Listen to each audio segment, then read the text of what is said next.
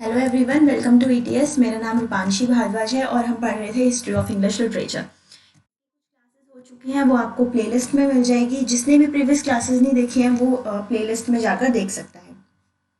ये कुछ important classes होती हैं ईटीएस पर। जैसे 7 बजे सर का पेड बैच चल रहा है इंग्लिश ग्रामर का, आपको ये मिल जाएगा। ईटीएस ऐप डाउनलोड कर लीजिएगा, वहाँ पर आप ये क्लास ले सकते हैं। 4 बजे फाखरा मैम की क्लास होती है जीएस की, इसी चैनल पर ईटीएस पर। 5 बजे मेरी क्लास होती है लिटरेचर की और 6 बजे फाखरा मैम आपको मैथ्स पढ़ाती है। ये हमारा ऑफिशियल टेलीग्राम ग्रुप है, इसका लिंक भी आपको डिस्क्रिप्शन बॉक्स में मिल जाएगा। बाकी आप टेलीग्राम पे सर्च करेंगे इंग्लिश बाय टाइगर सर तो भी आपको ये ग्रुप मिल जाएगा। बाकी कोई भी क्वेरी हो तो आप कमेंट सेक्शन में पूछ सकते हैं।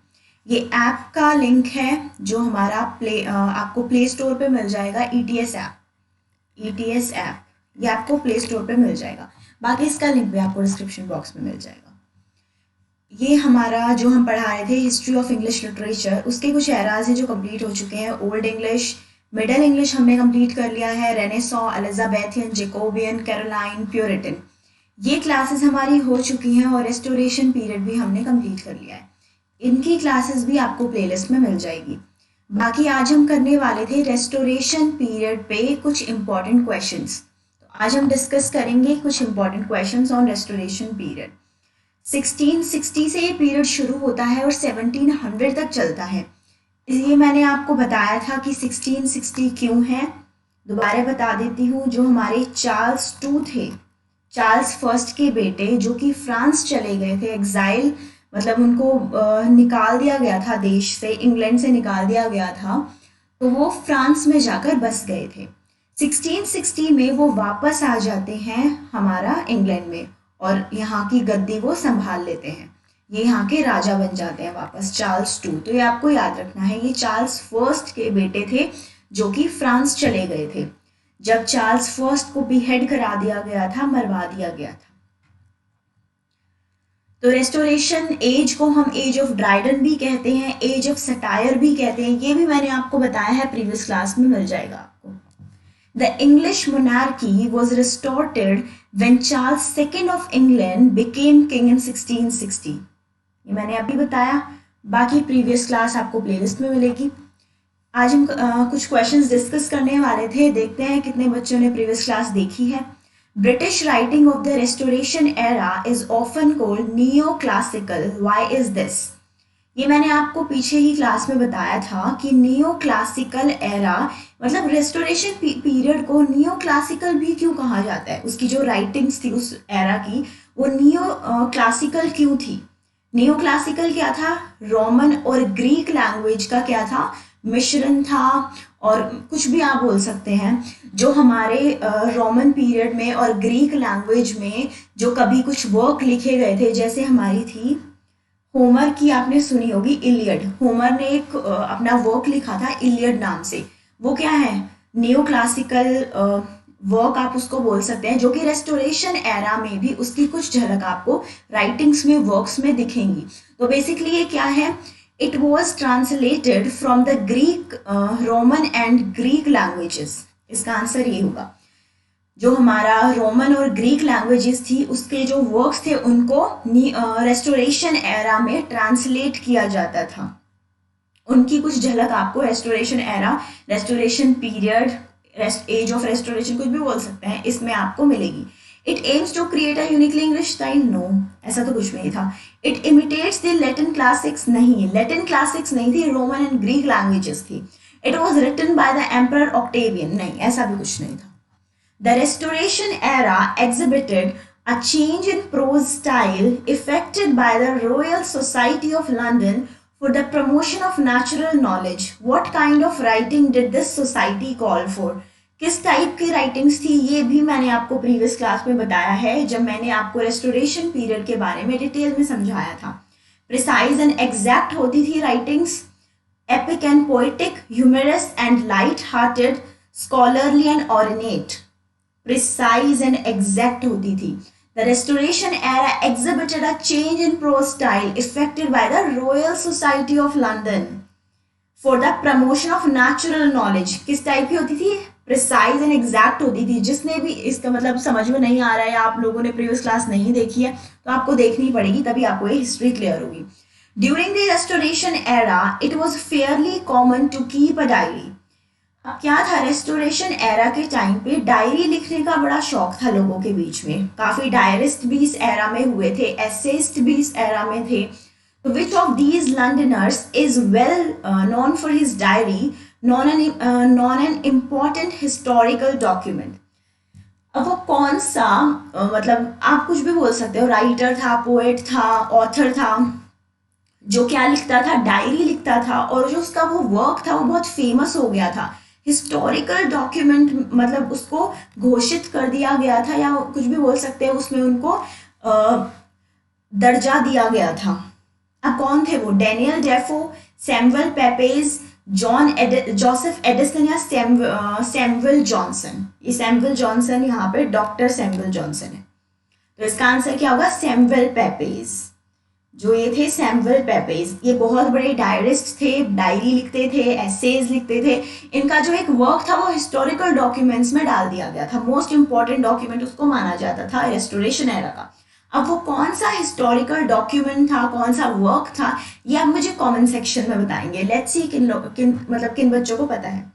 Samuel Johnson wrote the first comprehensive dictionary of the English language during the Restoration era. ये मैंने आपको बताया था प्रीवियस क्लास में। जो हमारे डॉक्टर सैमुअल जॉनसन थे, उन्होंने एक डिक्शनरी लिखी थी इंग्लिश लैंग्वेज में रेस्टोरेशन एरा में।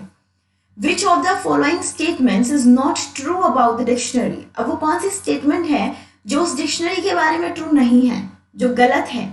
Johnson derived many of his definitions from earlier, less comprehensive dictionaries. Some of the entries have no definitions. It is very biased, revealing the author's sense of humor and preferences. ये आप मुझे comment section में बताएंगे, ये भी मैंने previous class में बताया है। तो पहले आपको प्रीवियस क्लास देखनी पड़ेगी, तब समझ में आएगा। Who has been defeated and beheaded, came back to England and became the king after the restoration in 1660. ये अभी मैंने आपको बताया, क्लास स्टार्ट होने से पहले ही बताया था। 1660 में वो कौन सा राजा था जो वापस फ्रांस से इंग्लैंड आ गया था और उसने इंग्लैंड पे रूल किया था? हमारे चार्ल्स सेकंड थे वो, ये आपको याद रखना है। चार्ल्स सेकंड जो थे, चार्ल्स फर्स्ट को बीहेड करवा दिया गया था, मरवा दिया गया था ओलिवर क्रॉमवेल ने, या फिर पार्लियामेंट के सपोर्टर्स ने, या आप राउंड हेड्स भी आप उनको बोल सकते हैं। उसके बाद कौन गद्दी में बैठे थे? ओलिवर क्रॉमवेल गद्दी में बैठे थे। ओलिवर क्रॉमवेल की डेथ हो गई थी 1658 में। उसके बाद उनका जो बेटा था उसने क्या किया था, रिचार्ड क्रॉमवेल, उसने गद्दी संभाली थी। और फिर उसके बाद 1660 में जो हमारे चार्ल्स सेकंड थे वो वापस इंग्लैंड आ गए थे और उन्होंने इंग्लैंड पे रूल किया था। तो ये आपको याद रखना है। चार्ल्स टू अपने साथ क्या लेकर आए थे? मोनार्की लेकर आए थे। और ओलिवर क्रॉमवेल के टाइम पे रिपब्लिक था, रिपब्लिक एरा था ये भी बोल सकते हैं। लेकिन जो चार्ल्स टू थे वो मोनार्की लेकर आए थे, ये आपको याद रखना है, मोस्ट इंपॉर्टेंट क्वेश्चन है। The most popular form of drama during restoration was, अब वो कौन सा मोस्ट पॉपुलर फॉर्म था ड्रामा का जो रेस्टोरेशन पीरियड में बहुत ज्यादा फेमस था और उसके ऊपर ही वर्क्स लिखे जाते थे? Comedy of manners. क्या होता था, सटायरिकल वर्क्स तो लिखे जाते थे लेकिन एक ह्यूमरस वे में लिखे जाते थे, तो आप उसको मोक हीरोइक मतलब सटायरिक इस तरीके से बोल सकते हैं, लेकिन ह्यूमरस होना इंपॉर्टेंट था। सटायर तो था उनके वर्क्स में लेकिन ह्यूमर था, कॉमेडी थी। तो ये हमारा क्या होगा, कॉमेडी ऑफ मैनर्स। ये मैंने आपको प्रीवियस क्लास में समझाया था। Dryden's all for love is based on, अब जो ड्राइडन थे हमारे जॉन ड्राइडन, उनका एक वर्क था, बहुत फेमस वर्क है, एग्जाम में पूछा भी गया था। ऐसे पूछा गया था कि जो ऑल फॉर लव था ये वर्क किसने लिखा था? तो इसके ऑप्शंस ड्राइडन भी थे, मिल्टन भी थे और शेक्सपियर भी थे। कुछ बच्चों ने इसका आंसर जॉन मिल्टन लगा दिया था क्योंकि जॉन मिल्टन का भी एक ऐसा ही मिलता जुलता इसी नाम का एक वर्क था, तो उसमें कंफ्यूजन हो गया था। लेकिन आपको याद रखना है जो ड्राइडन थे उनका वर्क था ऑल फॉर लव। और एक किस पर बेस्ड था? जो हमारे विलियम शेक्सपियर थे, उनका एक वर्क था एंटनी एंड क्लियोपैट्रा। ये जो ऑल फॉर लव था ये इस विलियम शेक्सपियर के प्ले एंटनी एंड क्लियोपैट्रा पे बेस्ड था। रोमियो एंड जूलियट किसने लिखा था? William Shakespeare. Caesar and Cleopatra, Samson and Agonistes, अच्छा ये किसने लिखा था? सैमसन एंड एगोनिस्ट, ये हमारे किसने लिखा था? जॉन मिल्टन ने लिखा था, ये आपको याद रखना है। द टॉरीज सपोर्टेड द, अब दो जो पार्टीज थी, एक टॉरीज थी, एक विग्स थे। अब ये दोनों क्या थे? जो हमारे रेस्टोरेशन एरा था उस टाइम पीरियड में ये दो ऐसी पार्टीज थी, जैसे अभी हमारी है कांग्रेस बीजेपी, इसी टाइप की कुछ दो पार्टीज थी, टॉरीज एंड विग्स। इसमें क्या होता था, कुछ सपोर्टर्स रिपब्लिक एरा के थे, रिपब्लिकन एरा को सपोर्ट करते थे, कुछ जो थे वो मोनार्की को सपोर्ट करते थे। अब हमारा क्वेश्चन ये है कि जो टोरीज थे वो किसके सपोर्टर थे? जो हमारे टोरीज थे वो किसे सपोर्ट करते थे? रिपब्लिक, मोनार्की, कैथोलिज्म या फिर कॉमनर्स? कौन थे टॉरीज? द टॉरीज एंड दूसरे क्या थे? हमारे विग्स थे। ये आप मुझे कमेंट सेक्शन में बताएंगे। मोस्ट इंपॉर्टेंट क्वेश्चन है, प्रीवियस क्लास में मैंने बताया भी है, लेट्स सी कितने बच्चे बता पाते हैं। Dash were the supporters of the parliament of England during the English civil war. ये मैंने बताया था, पार्लियामेंट के सपोर्टर कौन थे? जो पार्लियामेंट थी इंग्लैंड की उसके सपोर्टर कौन थे इंग्लिश सिविल वॉर में? अच्छा, इंग्लिश सिविल वॉर कब हुई थी? 1642 में हुई थी। उस टाइम पे राजा कौन था? चार्ल्स फर्स्ट वहां के राजा थे। और जो फाइट थी, जो वॉर थी, वो किन लोगों के बीच हुई थी? कैवेलियर्स और राउंड हेड्स के बीच में हुई थी। अब जो हमारे कैवेलियर्स थे वो चार्ल्स फर्स्ट के सपोर्टर्स थे और जो राउंड हेड्स थे वो पार्लियामेंट के सपोर्टर थे। तो राउंड हेड्स क्या हुए? पार्लियामेंट के सपोर्टर्स थे, यानी कि ओलिवर क्रॉमवेल के सपोर्टर थे। ओलिवर क्रॉमवेल के सपोर्टर्स थे जिन्होंने क्या किया था? जो चार्ल्स फर्स्ट थे उनको बेहेड करवा दिया गया था, उनको मार दिया था। Who succeeded Oliver Cromwell? अब जो ओलिवर क्रॉमवेल थे, ओलिवर क्रॉमवेल की तो डेथ हो गई थी 1658 में। 1658 में ओलिवर क्रॉमवेल की डेथ हो गई थी। अब ओलिवर क्रॉमवेल के मरने के बाद जो राजा मतलब बना था इंग्लैंड का, वो कौन था? किसने 2 साल तक इंग्लैंड को सपोर्ट किया था, मतलब रूल किया था इंग्लैंड पे? वो थे हमारे रिचर्ड क्रॉमवेल। सॉरी जो रिचर्ड क्रॉमवेल थे वो कौन थे? ओलिवर क्रॉमवेल के बेटे थे, ये भी आपको याद रखना है। इंग्लैंड अंडर क्रॉमवेल वॉज, अब जो इंग्लैंड था क्रॉमवेल के अंडर वो कैसा था? मोनार्की, रिपब्लिक, प्लूटोक्रेसी या डेमोक्रेसी? क्या था क्रॉमवेल के टाइम पे? क्रॉमवेल थे कौन? प्यूरिटन्स को सपोर्ट करते थे। जो उनकी सोच थी, उनकी विचारधारा थी, वो प्यूरिटन्स वाली थी। मतलब basically he was a Puritan, तो वो प्यूरिटन थे। तो इस टाइम पे क्या होता था ना, इन लोगों ने क्या किया था? थिएटर्स को बंद करवा दिया गया था 1642 में। 1642 में ही सिविल वॉर शुरू हो गई थी राउंड हेड्स और कैवेलियर्स के बीच। अब जो क्रॉमवेल थे सिविल वॉर के टाइम पे इन्होंने क्या किया था? वाइन, वेमेन, मतलब कुछ ऐसी चीजें थी जिनको इन्होंने बंद करवा दिया गया था। मतलब उस टाइम पे ये क्या बोला करते थे ना, sin is a pleasure, pleasure is a sin. ये मैंने आपको बताया था अभी पीछे वाली क्लास में। Pleasure is a sin, sin is a pleasure. ये जो प्यूरिटन्स थे उनकी सोच थी, वो इस विचारधारा पे चलते थे। और जो हमारे चार्ल्स फर्स्ट थे और चार्ल्स सेकंड थे वो इसका ही ऑपोजिट काम करते थे। तो जो हमारा क्रॉमवेल हो गए वो उनके टाइम पे क्या था? मोनार्की थी। मैंने बताया आपको इंग्लैंड अंडर सॉरी मोनार्की नहीं था, रिपब्लिक था। मोनार्की किसके टाइम पे था? मोनार्की हमारे चार्ल्स सेकंड के टाइम पे था। तो जो इंग्लैंड था क्रॉमवेल के टाइम पे वो क्या था? रिपब्लिक था, क्योंकि इनकी क्या थी? प्यूरिटन विचारधारा थी और ये पार्लियामेंट के सपोर्टर्स थे, तो उनके हिसाब से ये चलते थे। और जो हमारे चार्ल्स सेकंड थे वो क्या थे?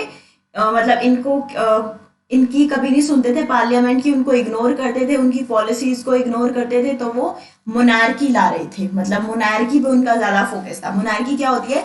जहाँ पे राजा या रानी जो है रूल करेंगे, उसे मोनार्की कहते हैं। Which of the following happened in the year 1658? अब वो कौन सा मोस्ट इंपॉर्टेंट इवेंट था जो कि 1658 में हुआ था? कौन सा मोस्ट इंपॉर्टेंट इवेंट था? Charles second return to England. क्या चार्ल्स सेकंड इंग्लैंड आए थे? नहीं। चार्ल्स सेकंड इंग्लैंड कब आए थे? अभी मैंने बताया 1660 में आए थे। Charles second crown the king of England? नहीं, ऐसा भी नहीं था, वो भी 1660 में हुआ था। The death of Oliver Cromwell, yes, जो हमारे ऑलिवर क्रॉमवेल थे उनकी डेथ हो गई थी 1658 में, ये आपको याद रखना है। 1658 में ऑलिवर क्रॉमवेल की डेथ हो गई थी। The beginning of the English civil war, नहीं, इंग्लिश सिविल वॉर कब स्टार्ट हुआ था? 1642 में स्टार्ट हुआ था, जब थिएटर्स को बंद करवा दिया गया था। Charles seconds exclusion bill dissolved parliament and effectively divided the country into which two political parties? मैंने आपको भी बताया, दो पॉलिटिकल पार्टीज थी जैसे हमारे देश की हैं कांग्रेस और बीजेपी। इसी टाइप से क्या हुआ था, जो चार्ल्स सेकंड के टाइम पे दो जो पार्टीज थी, एक थी सपोर्टर, जो हमारे सपोर्टर होंगे पार्लियामेंट के, दूसरे चार्ल्स सेकंड के सपोर्टर्स थे। अब वो कौन सी पार्टी थी? The Tories and the Whigs, ये पार्टी थी। ऑप्शन नंबर सी इसका आंसर है, the Tories and the Whigs, ये दो पार्टीज थी। Charles second was also known as, अब जो चार्ल्स सेकंड थे उन्हें और क्या कहा जाता है? The merry monarch. जो हमारे चार्ल्स टू थे उन्हें मैरी मोनार्क भी कहा जाता है, क्योंकि ये क्या लेकर आए थे? चार्ल्स टू मोनार्की लेकर आए थे, और जितने भी प्यूरिटन्स के रूल्स थे, पॉलिसीज थी, उनको ये बिल्कुल भी फॉलो नहीं करते थे, तो इनको क्या बोला जाता था? मैरी मोनार्क भी बोला जाता था। The Puritan government stop the performance of plays in England in 1642, ये भी मैंने आपको बताया था अभी। इसका आंसर है ऑप्शन नंबर ए। 1642 में थिएटर्स को बंद करवा दिया गया था, प्लेज की परफॉर्मेंस बंद करवा दी गई थी।